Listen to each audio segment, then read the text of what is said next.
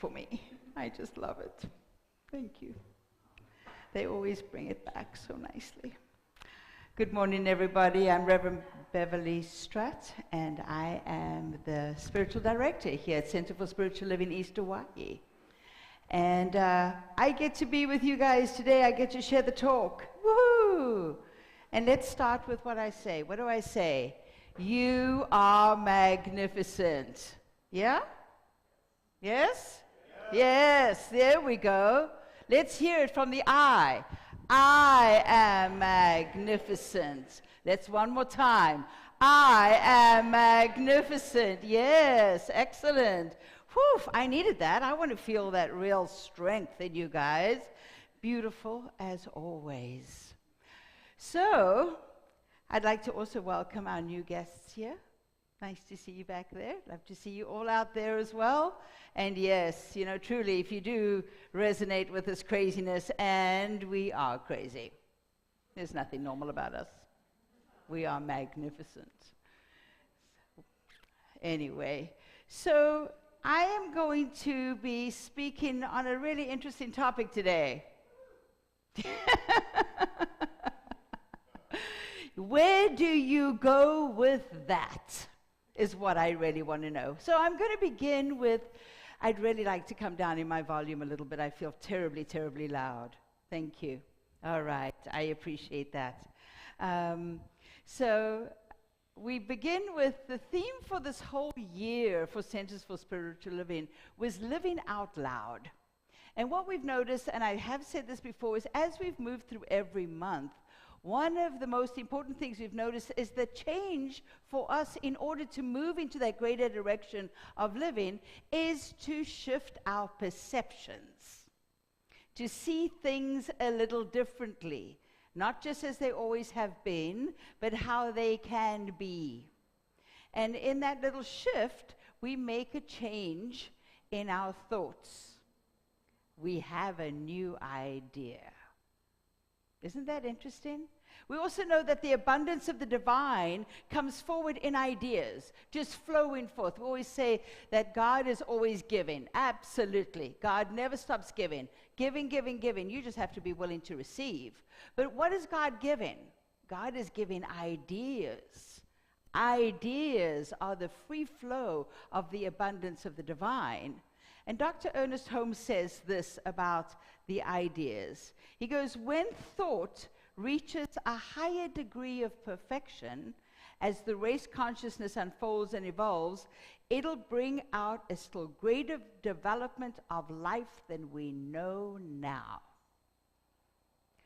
So this is how we see that we are living more out loud, is because as we shift our perceptions and we get a new idea, we can now bring the consciousness to evolve into a place of something greater than we can possibly even know now. Isn't that what a new idea is?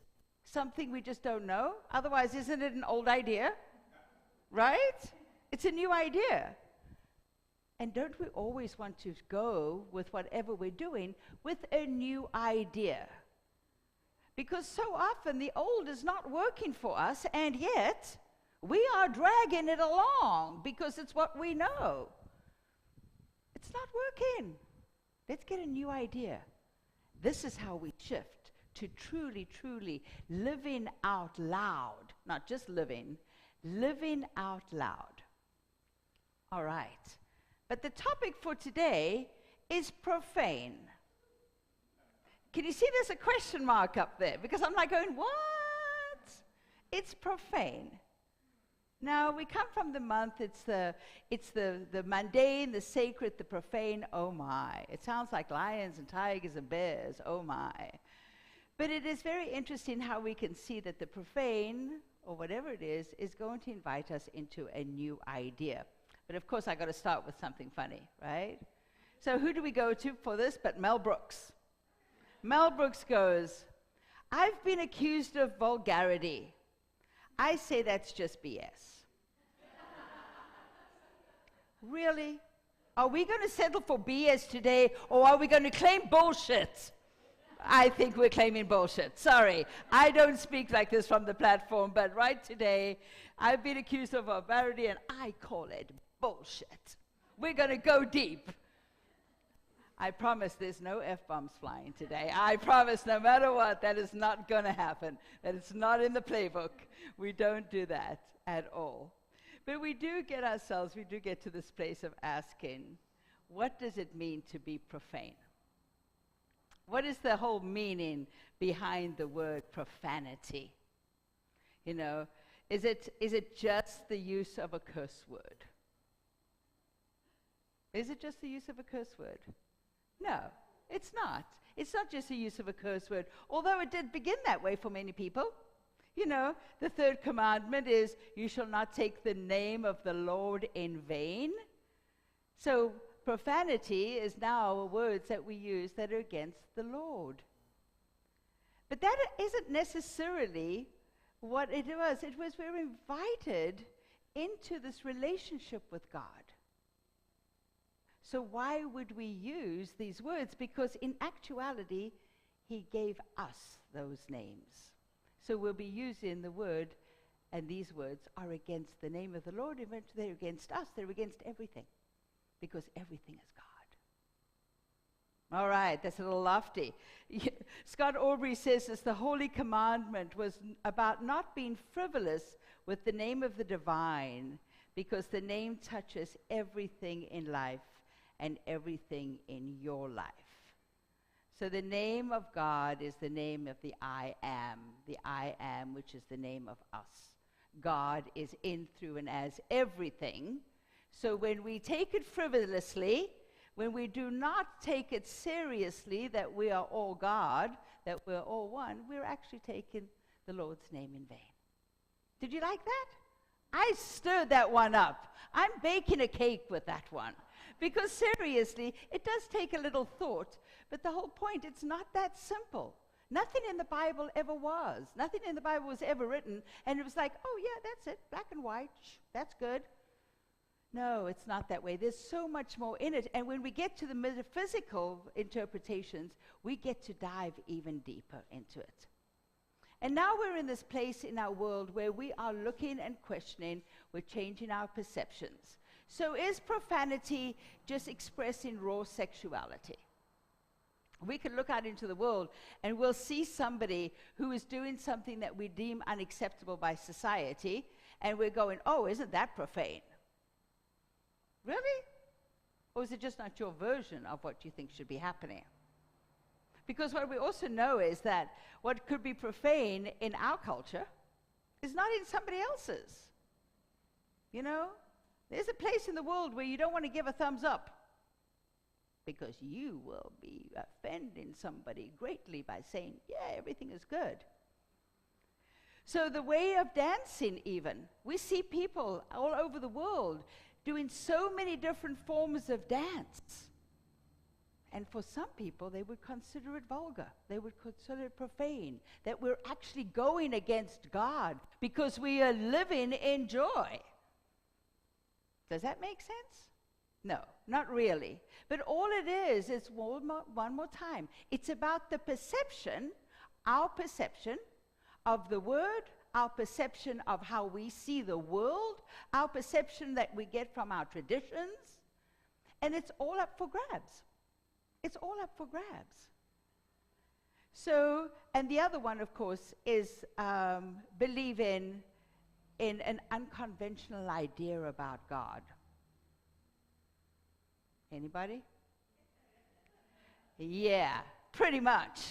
We're all going to be saying that we are living a little bit in profanity if we are just looking at an unconventional idea about God. I actually think that we're looking at the real idea about God, because that was all, you know, the original way of seeing that God was in, through, and as everything, and then it moved away from that, and now we're all returning to this idea of God, of the energy, of God being in, through, and as everything, and not separate from us. But anyway, we could be considered profane by saying that we consider a different idea of God. So CSL's perspective is one more time up for grabs. Aren't you loving this word profanity? Profane, isn't it good? Doesn't it feel like fun? I want to go there. I want to be in that place. I think it's kind of cool. But we get so stuck. We get stuck in our old ways. We get stuck in the old ways of thinking, well, this is it, in our judgments, in our views. And so we eliminate the possibilities. We eliminate the possibilities, not just with the word profane, but across the board in everything. So as we move to living out loud, we want to make sure that we look at all the words that we say, all the ideas that we have, all of it. Where are we stopping our growth and our desires for peace, love, joy? Through our judgment. From Charles Fillmore, he says, we can really see how a whole race might be caught in the meshes of its own thought emanations. And through this drowsy ignorance of the human ego, remain there throughout eternity, unless a break were made in the structure and the light of the highway let in. So we often get to see this going on right now. We're looking at folks around us, especially in CSL, we have a group that we call our Next Gen. One of our Next Gen is responsible for the outlines for this week. And they are really pushing the boundaries, or what perceived boundaries, all right? Let's just put it that way. They are trying to stretch all of the ideas that we have in CSL, in Science of Mind, still staying within the philosophy, but seeing how we can work this in the world. That this is not just for us to sit in the sanctuary and to go deeper into our spirituality, but it is to also walk it out into the world. We want to walk it out. We want to see where we can push this. We want to see where our perception hits somebody else's. Can we see where that we can get to know others better? One of the ideas is, if the whole world, the whole religious world, was willing to celebrate and get to know all religions and honor them and be okay with people believing different things, we would be in peace. Hey? Isn't that a great idea? Isn't that a wonderful idea that if only concerning the religious aspect of the world, that we could get there by simply being willing to understand and honor somebody else's belief and not judge them for believing the way they do. CSL and all of you guys, you do a pretty good job of it. And yet, we still have our own leftover residuals about the dogma or the religion we were raised in. Yeah, we do carry that with us. So that's a little bit of a something we got to get over. But at least when you come into CSL or into Science of Mind, we are willing, because Dr. Holmes studied all of the religions and he found the commonality in it. And so we go there. We go to what we have in common, not what separates us. We go what brings us together. So as we walk this path, the invitation is to entertain and sit with people from all walks of life, from all religious backgrounds, from all traditions, to look for the commonality in it, to look for the human in it, and to see where we can come and be together and not look at our differences, but look at what we share. Because we can look around and yes, without a doubt, we can look at somebody that is doing something that we would think is abnormal in our society, perfectly normal in another, even just a way of dancing, perfectly normal in another society, and we can go, ooh, can't look at that. Why? Does it offend your senses? Or is it just somebody expressing themselves in their own way? Does it hurt you? Is it affecting your life? No, not really. You get to walk away. You get to do what you want to do. You get to go back to wherever you find your comfort zone and still be okay with that. And that person gets to live their life. And one of the wonderful things that we know about Hawaii is our symbol is the rainbow, right? All walks of life, all kinds of people, all religious backgrounds, everything is part of that rainbow. We get to celebrate that. We get to celebrate, we get to lean in there. And so when you find yourself in any judgment as you're walking through, whether somebody has said something that is particularly offensive maybe to you, maybe not look at the word, maybe look at the intention. Because intentions change everything. We know that when we speak to an animal with a really sweet voice, we can say some very mean things, and they'll go, "Oh, you're so cute and wonderful." They do, because we can say, "Oh, you're such an ugly little thing, and why are you doing that horrible, and you should stop that right now." And they're going to go, "I love you," because in your voice and your intention isn't really any meanness, right? And on the flip side of it, we can say something really mean and cutting in a very sweet way and hurt somebody's feelings tremendously, but think that it didn't matter. So we get to do this. We get to walk. We get to look at our lives. We get to look at our perceptions. We get to have new ideas about everything, including the profane words. But what about the profane actions? So we look at this. The thing about profanity is that it is directly opposite to sacred. So we have to first look at what we think sacred is. What is sacred? Sacred, are they places? Are they things? Are they people? So we have this idea of sacred as being very special. We built the Vatican. I went to the Vatican, right? You walk into the Vatican, I was wearing a little culotte set that was right over here, like this. And I walk up, and they go, "You can't come in, this is a sacred place." I'm like, "What do you mean I can't come in?" "You got to cover your knees." So I pulled my shorts down to cover my knees, and they went, "Okay, you can come in." I'm thinking, my knees aren't sacred? What the heck? My knees aren't sacred. Now I could go into this Vatican. But it's everything that we have put in place. Even things. There's things in our home. Even somebody the other day, we were talking about dropping the Bible on the ground. Woo! Now we got to burn it. It's no longer sacred. Really? It's a book. So we deem everything that we consider sacred is energy that we have put into it one more time with our perceptions. So, but then we can look around, and our land, we're standing on sacred ground. Absolutely. We can all feel it. You can feel that energy. You can feel what we call sacred as having a deep, profound meaning and value in our lives, something that we honor. Buildings? We can, and we do, and it's okay.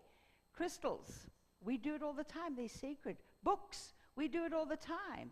But it's us that's putting ourselves and our intentions and our desires. Dr. Ernest Holmes said, everything around you is only worth the value that you put in it. It only has the power that you put in it. It's what it is to you. It might mean nothing to somebody else. You drop the Bible on the ground, somebody's going to go, "Oh, that's an interesting book." But a Christian's going to get very, very upset about that and pick it up and go, "Now we have to burn it because it's no longer sacred." Whew, you burn a book, now you're going to come, now we hold a whole new conversation. Well, we won't go down that one. Yeah, we don't burn books. No, books are sacred. Yeah, they can be dropped on the ground, we can clean them up, but don't burn them. all right? I get very anxious about that. But here we're looking at, now we're on sacred ground, and our actions need not be sacred. It need not be a word, it can be an action. We don't take care of the land.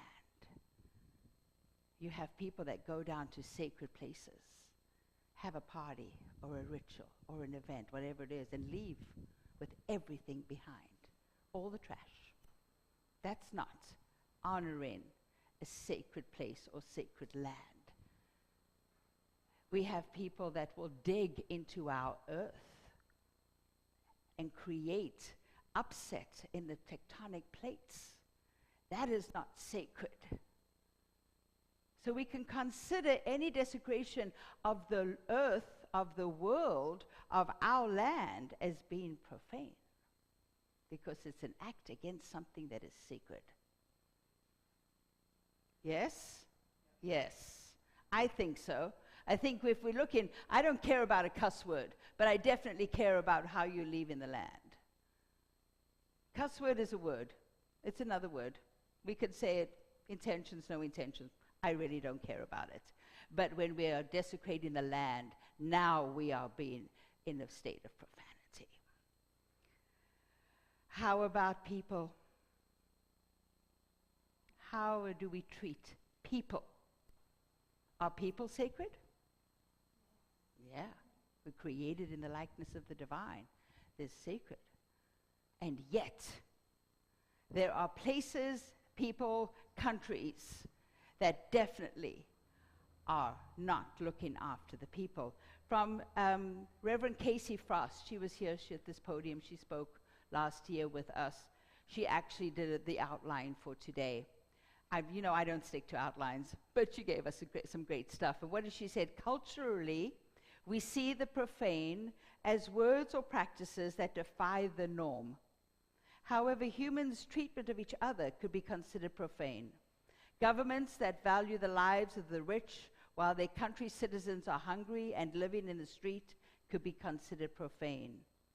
The prevalence of human trafficking, mass incarceration, and over-policing of impoverished people may be considered more profane than the use of a culturally defined cuss word.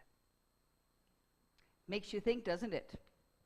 Makes you think that how we treat people, how countries treat people, is actually more profane than me walking into the Vatican with shorts above my knee. And yet they were on it. They were right there on it, protecting this Vatican, protecting it. Now, is it magnificent? It is. The artwork in there is crazy. Sell a couple of pieces, we'll end world hunger. But that's okay. It's their way. It's their thing. And there's no judgment. It's just observation, right? But what is not observation is when we are watching systems around the world not honoring people. And that's how we change the world, by changing our perceptions right here, right now, in our own way, in what we do right here. We don't have to get on a plane and go off to some place where we feel that people are being badly treated and get involved. You can. If that's what you desire, get on it and go do it. But if we change just the way we can see the world and see what is sacred in a different light, we're already shifting the vibration. So this is what we get to do. What about you? Are you sacred? Yes! I want to hear that. Are you sacred? Yes! Of course you are sacred. Do you know that, though? Do you know that you're sacred? Who is questioning whether or not they're sacred? Yeah, you are sacred. Anybody else? Yeah, we got one over there. Why do we think that we are not sacred? We are created by the energy and the image of the divine. If I want to call you God, it's my privilege. You might not think that you are, but you are made of the same substance. The stardust, we're all made of the same thing. Why do you think that the divine would create anything that is not magnificent? It wouldn't. You are sacred. So what is your greatest profanity? If you are sacred, and profanity or profane is the opposite of sacred, or treating something that is sacred with great value, what is your greatest profanity? Anybody heard of self-talk? Anybody? Anybody heard of that? Well, yeah, I'm not really good enough. I shouldn't be doing this. No, well, what am I thinking? Oh, I'm not. My ego's too big. What? You are sacred. Look at yourselves. Look at your body. Look how this wonderment functions. How you get to run around the world and do the things you want to do. How you can have these brilliant creative ideas and come forward and change things. Change things in your life and therefore in the world. You are sacred. And yet, you treat yourself with the greatest profanity. Your self-talk is disgusting. Oh, that felt so good. I want to say it again. It is awful.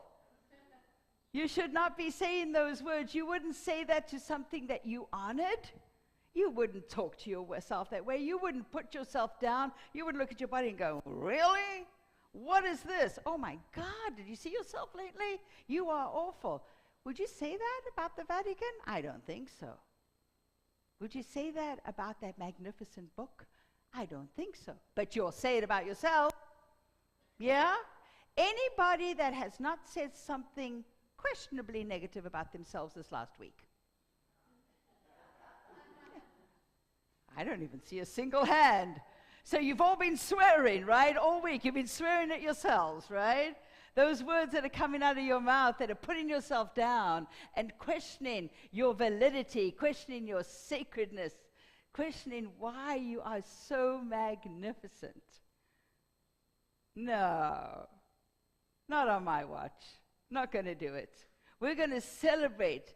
And the most important thing of all is, if you are sacred, which we have established we are, even for the questioners, I'm telling you, you are, then you are enough. You are enough. Exactly as you are, and exactly as you are not, you are enough. Anybody? Yes? Can we go there? Can we actually go there and stand in that place and go, not only am I sacred, not only am I magnificent, but I am enough. Just as I am. I think that's brilliant. And that's what I want us to do. Every single one of you this week, as you walk the path, I want you to stop. If something is coming up in your head that is going to chastise yourself, criticize yourself, or say something negative about who you are, you got to stop and go, I am sacred. Yes, I'm bullying you. Yes, I'm getting intense and passionate, because yes, this is who we are. This is what we've come here to be. And if we can know it about ourselves, we can know it about everybody else around us. And can we then love them greater? Can we then not see the duality? Can we then not see the separation? Of course we can. But if you can't see yourself as sacred first, how can you see somebody else as sacred? How can you truly honor anything else as sacred?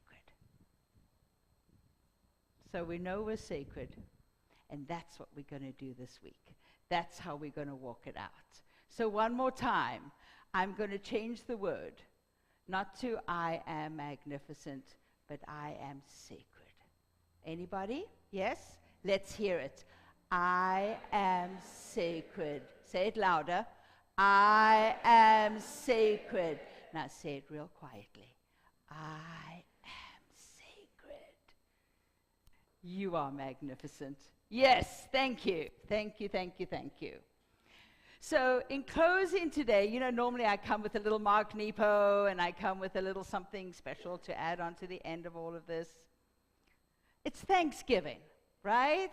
So I'm going to share a little comedy, a little humorous story with you about being thankful. It's about a grandma and her grandson. So they're at the beach, and the grandson is playing in the water, and grandma is standing on the shore when all of a sudden a huge wave appears from nowhere and crashes onto the spot where the young grandson was wading. The water recedes, and the boy is no longer there. He had been swept away. So grandma gets on her knees and begins to pray. She creates a mental equivalent of her grandson playing on the beach. She releases all worry of his absence and fully accepts that he is being returned to her. She expresses her gratitude for his safe return and concludes the prayer by saying, "And so it is." A huge voice booms from the sky, goes, "All right already." A moment later, another huge wave appears out of nowhere and crashes onto the beach. As the wave water recedes, the boy is standing there. He is smiling and splashing around as if nothing had ever happened.